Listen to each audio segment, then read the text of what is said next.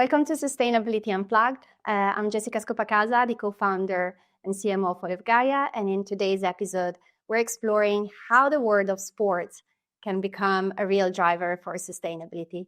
My guest is Sean Morris, CEO of 1.5 Degrees Sport. He's the co-founder of the Sports Impact Summit. Sean's journey is nothing but remarkable, from professional cricket player to leading global sports organizations. Now he's pioneering really climate solutions in the sports industry with initiatives like the first climate change partnerships in cricket, the Sports Carbon Council, and education programs with Oxford University. He's really proving that sports can play a real central role in the climate movement. So Sean, welcome to Sustainability Unplugged. Thank you, Jessica. Delighted to be here. Fantastic. So let's start the conversation from you and your journey. Can you let us know how your sport background has shaped your approach to sustainability? Yeah, I mean, I've obviously been involved in sport for about 35 years in, as you say, many areas. But I think the way it's kind of shaped my journey is the two things that I took out of the sports world really is it teaches you a couple of things that are directly relevant to sustainability. And I think that, that is performance being one. You're always judged every day on your performance.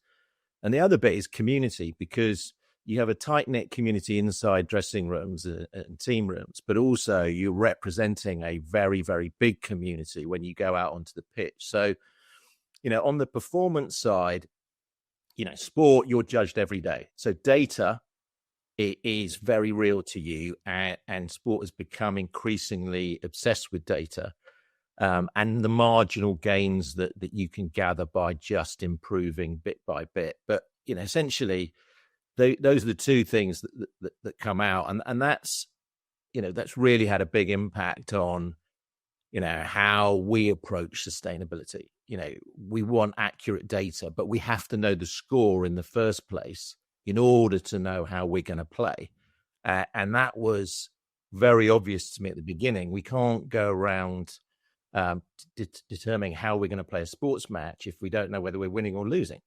So that had a very big impact. And once I turned the jargon and dialogue into sports terminology, it suddenly fit it very well. And, that story of continuous improvement and building the community and getting them on board and behind you in support just made perfect sense for sustainability. And hence why I think sustainability in sport is so powerful. That's a great, perfect picture of the relevance that sport can really bring to sustainability, about measurement, about improvements, and about community. We often dismiss communities, but they are actually the driving force for change and positive change. What is currently the And I think yes, the other thing that I've seen a lot in sport is, one of the things that we see with grassroots sport is the challenge is getting children to take up the games, whether it is tennis, football, cricket, netball, rugby, sailing, gymnastics. It's all about getting them to participate. And for me, that is the single biggest lesson around sustainability. If we all participate, if we all get on the sustainability pitch, we've only got to do a little thing to have a big impact. And I think that's probably where there's the biggest gap at the moment. Not enough people doing little things, and community wise, I think sustainably, we're worried about our local community, aren't we? We focus on, say, floods or climate issues, which are relevant to us, but it's easy to ignore them when they're a long way away. But there are no boundaries in climate, right? So, we have to impact our local area and our local community first in order to have an amplifier effect. And I think that's kind of what sport does with local supporters that grow out into big international brands. Absolutely. So why do you think sport organizations should now really start acting on climate action and embedding sustainability in their day-to-day operations and in their long-term strategy as well? Well, I think why they should do it, there's quite a few reasons why I do it, but I think it kind of boils down to making your organization more resilient, which again is something you see across all sports. Resilience is very much part of your fabric, but also increasingly now your relevance.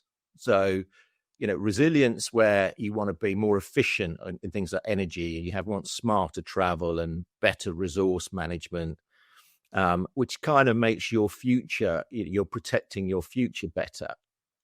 But what I love seeing now is the relevance of sport, because fans and sponsors are increasingly pressurizing their teams and leagues and administrators to do something about sustainability.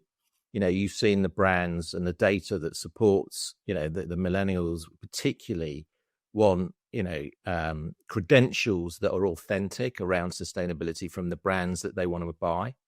And obviously sponsors have, I think they've arrived at this problem where, you used to see what we used to call CSR initiative somewhere at the bottom of a presentation. And the very biggest events now are demanding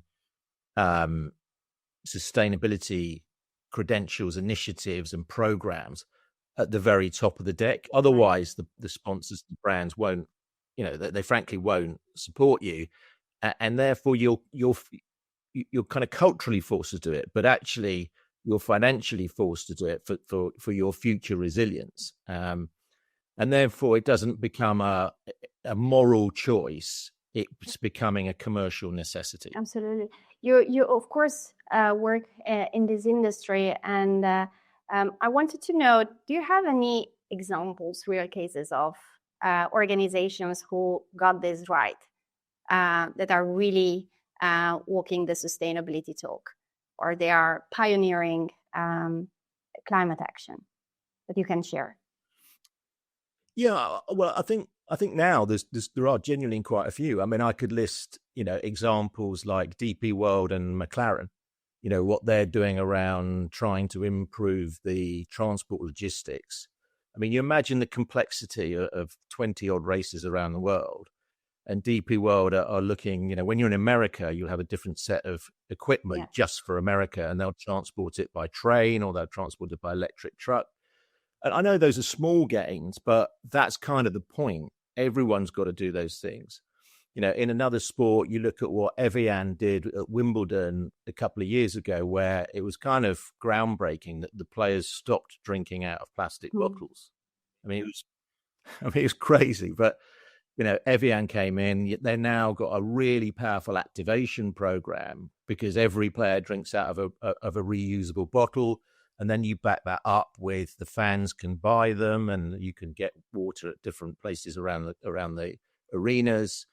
Adidas and Parley, they've been going for a long time, recycling materials. But, one of my favorites is Reflow, the clothing brand, who are now making fully recyclable football kits, and have just started to do deals with Williams. They've got Luton Town. Forest Green Rovers they've just announced. So there's a wave starting. I'd like the wave to be bigger, and I think we've all known it's coming, but we probably had to wait a bit too long.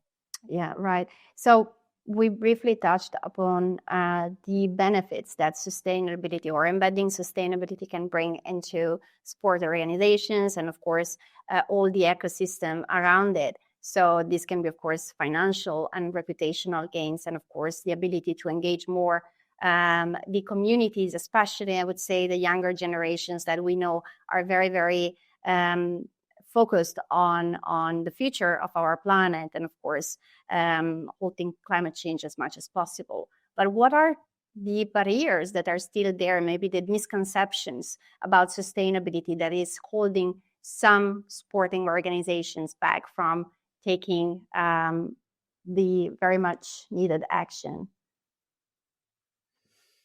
I think the misconceptions really is it's too hard. I think that, and I've heard that so many times, is it's too big a challenge, it's too expensive, and I think that we've kind of got ourselves into a place of inertia because, frankly, there is a massive lack of skill and expertise that sits within the sports ecosystem around sustainability. Because if you think about how recently these roles of sustainability managers have come into the industry, it's literally the last 5 years. So you have a very narrow band of expertise. That will change and that will get better. And you have, people with genuine expertise leading that, whether it is a Liverpool football club or whether it's a Sale GP. But quite frankly, you've got an industry that's looked at this as a cost, and therefore they've underinvested in it. And we've got operational sustainability managers that aren't actually moving the dial for the team. So in Formula One terms, some of the teams are doing some pretty clever stuff, but it doesn't make the car go faster. Yeah. So when it doesn't affect your on track or on field performance, it's very easy to go, we don't really have to do that yet. But what we've seen, and this is a good thing, is it's beginning to affect your financial situation.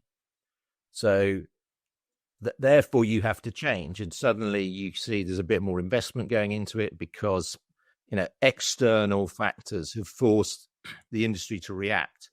And I'd like to see the industry embrace it a bit more, get on the front foot a bit quicker, and say, this is probably the biggest growth opportunity for our businesses that we've had since, probably sports betting was legalized in many countries. It's got huge potential to change your business, but it also has a huge impact.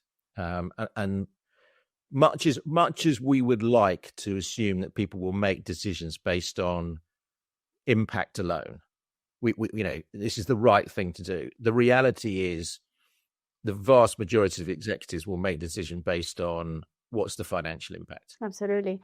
And we're seeing, of course, a lot, not just in the sport industry, but across every single industry, sustainability being identified as a cost center for the organization rather than a true value driver.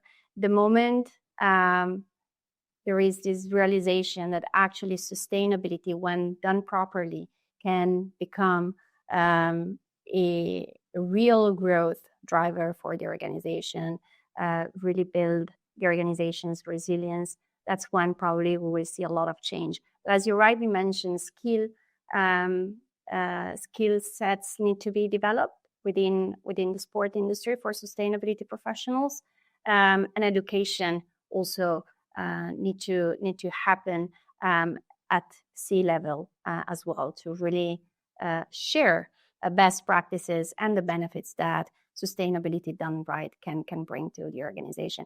I guess your involvement with universities and courses is also part of this vision, right? Yes, and I think one of the things that I learned very, very early was, and actually an Oxford professor who'd been in Environmental Change Institute for 30 years said to me, look, we need sport because your learning system is so instant.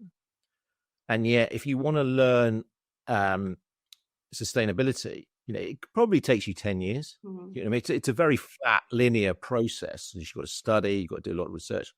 Whereas if you take a kid out to play tennis and they swing at the first ball and miss it, they'll stand closer for the next one. So I learned a lot from him, and how you can apply things that we think are perfectly normal to our industry to sustainability.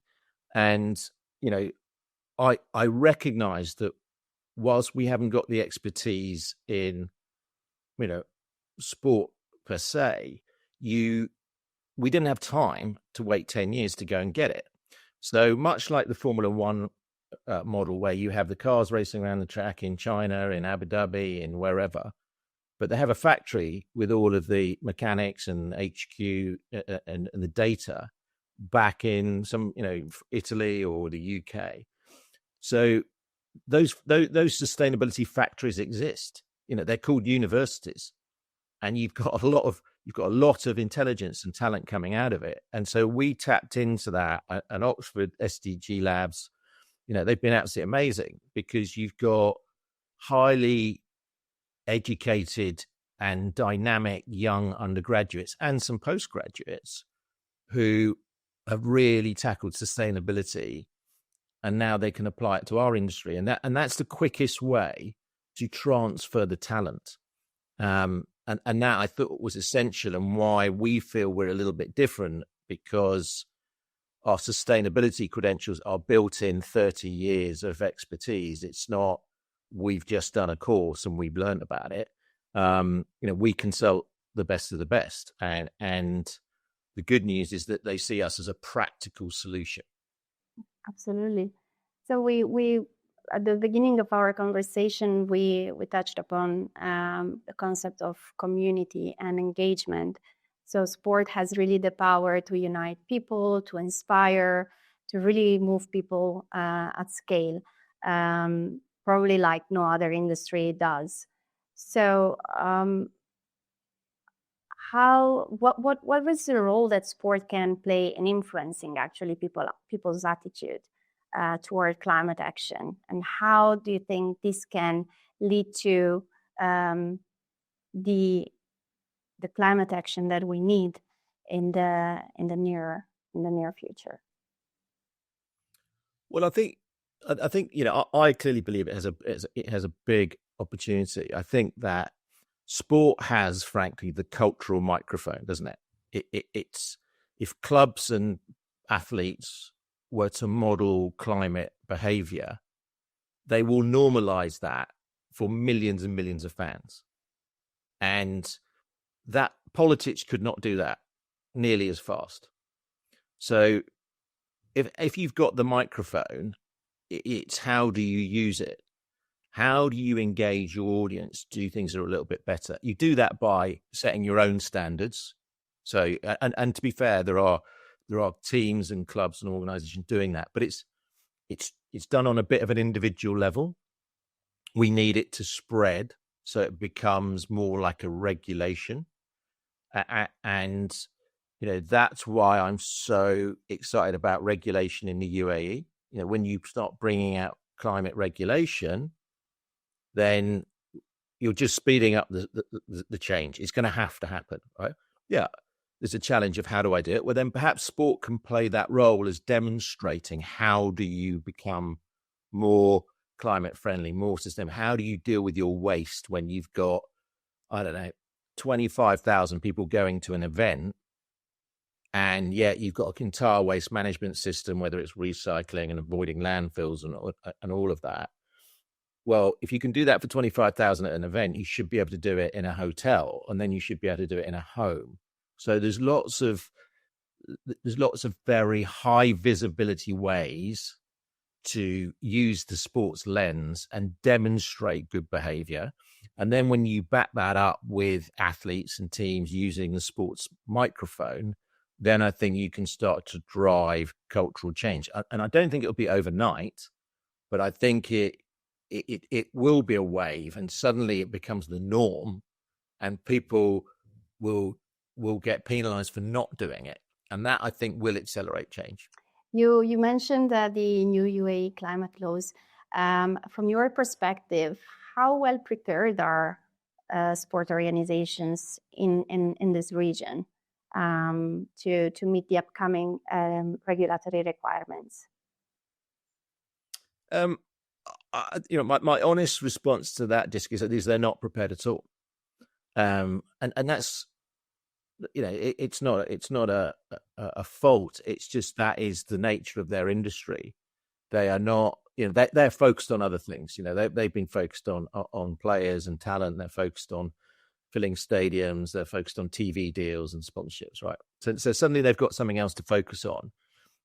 And the problem is, and like we hope to solve these problems for them, they don't know how to do it. So they're kind of stuck going, I don't really know what good looks like. So what are the benchmarks? Yeah. You know, what is a benchmark for a football club in the UAE around energy usage? They don't know. So they need help doing it. And, you know, the stuff that we're really excited about is we can now accelerate that process that used to take 90 days. And you know how difficult it is to get the data and you know, create a authentic score around what their emissions are.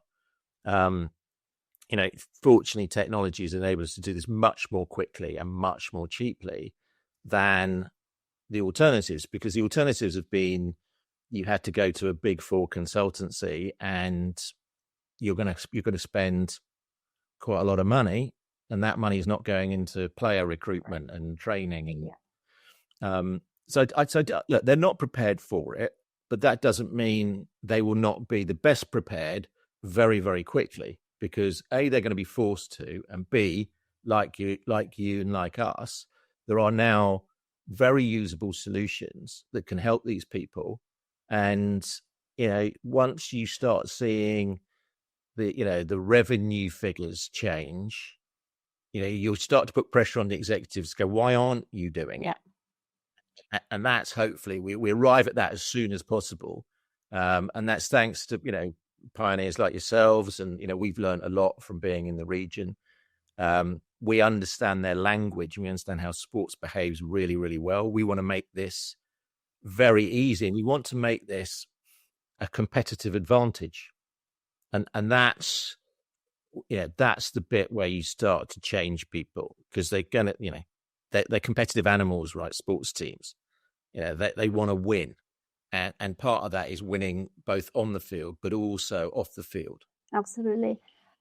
So you are participating and leading several initiatives and projects. Is there any of these projects particularly exciting or that is very, very close to your heart that you want to share with us?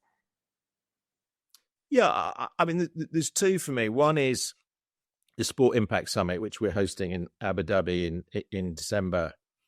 You know, we want to reach 1 billion people through the sports microphone of that event, and we want to reach 1 billion people in 3 days. So that's our mission, and that's one. And then the second one is Scoreboard, which is a new platform which you guys know brilliantly, that sports teams can work with, and it acts as a sustainability department for them. And that means you don't have to take the time to go out and recruit and spend all of that money on, you know, sustainability departments at the moment in sport are usually one person. In most organizations, I would say, in most organizations, not just in sport.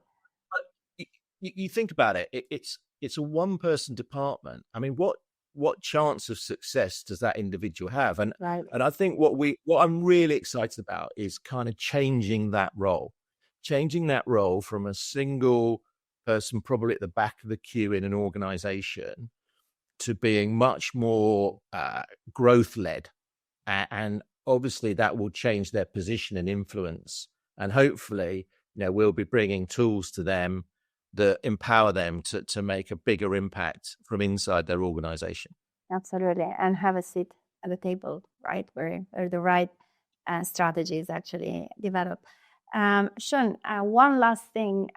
If there is one call to action that you would like to share with professionals in the sport industry, what would that be? I think the call to action is, it's almost get on the pitch, get on the sustainability pitch. Don't think you've got to be an expert. You just need to play at the sustainability game. And that is because that's how we teach our kids to play sports. We never say to a child when they turn up for their first football lesson, oh, you're not good, come back when you're a pro. We encourage them. And that's what I would say to anybody in sports organizations. Just get on the sustainability pitch. It will get easier and you'll get better and better at it. And that's what sport teaches us, because we want to get better tomorrow than we were today. And I hope that all sports organizations, particularly the administrators, actually, this is an opportunity as an administrator to make a difference.